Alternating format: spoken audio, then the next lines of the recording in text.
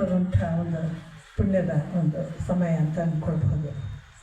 ಇವತ್ತಿನ ವಿಚಾರ ನಿಜಗುಂಡ್ರು ಹೇಳಿದಂಥ ಕಾಯೋ ಸುಖ ಸಾರ ನೀನು ಉಪಕಾರ ಅನ್ನುವಂಥದ್ದು ಶಿವಕಾರುಣ್ಯ ಸ್ಥಳದ 16ನೇ ಪದ. ಇದು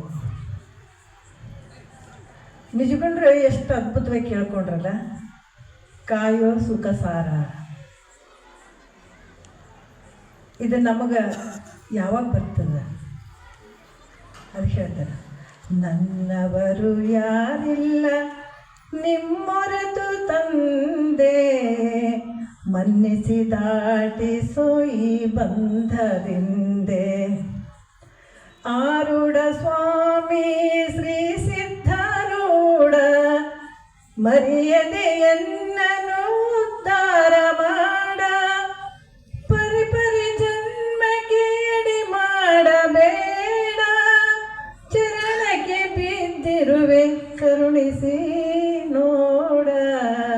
ಚರಣಕ್ಕೆ ಬಿದ್ದಿರುವೆ ಕರುಣಿಸಿ ನೋಡ.